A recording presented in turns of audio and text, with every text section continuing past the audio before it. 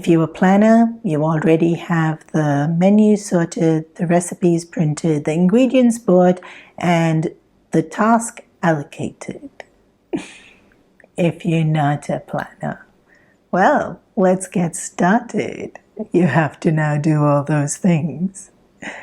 Cooking together can be such a fun way to spend time with loved ones.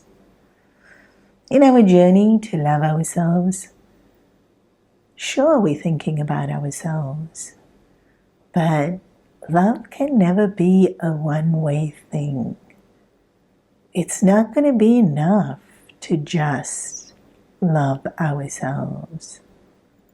There's incredible yearning within us for other people to love us. And if we look a bit closer, actually, we want to love. In the last few years, there's been such an increase in the number of people that have bought pets.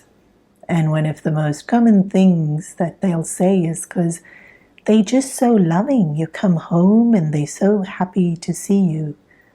We want to be loved. But also, having a pet is me caring for them, giving them time, giving them attention. And so I want to love. So even when we replace having children with having pets, it's still the same concept. I want to be loved. I want to love. Love is something that grows the more we do it. It can only grow the more we do it. To excel in love, we have to love. Puja Gurudev Swami Chinmayananda has written a book called I Love You Letters, and there especially he talks about love being an art and a skill, and it's something you can learn, and it's something you can get better at with practice and attentiveness. And he talks about how we wait to be loved. And if everybody's waiting to be loved, then who's going to give it? And at some point, we're going to have to be brave enough to just give our love and then see what happens. And what happens is very often, it comes back to us. And then the more freely we keep giving love, the more abundantly it keeps flowing back to us.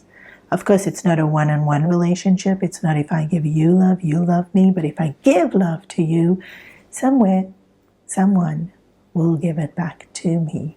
And so if I just keep giving it to everyone I meet, then it just keeps coming back to me from even most unexpected sources. To love is a skill. I learn it, I practice it. To love is an art. It's an expression of who I am, and I can play with it.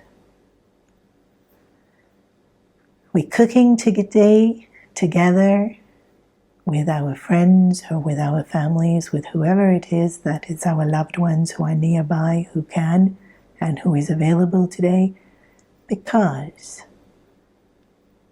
it can never be just about me. Love is always going to be about other people. Just loving ourselves will not be so fulfilling. It's when we open our hearts to love others that love truly grows in our hearts. And it's in the giving away of love that it floods us so fully. We have to have it and we have to feel it to be able to give it away. And that having it and feeling it is the fulfillment of love. And even the giving away is the fulfillment of love, because love is giving.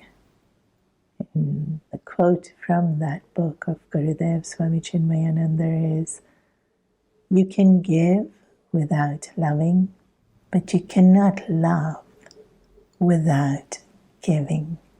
And sure, this is a self-love challenge, and so we're giving ourselves, and we've had many tasks where we are giving to ourselves.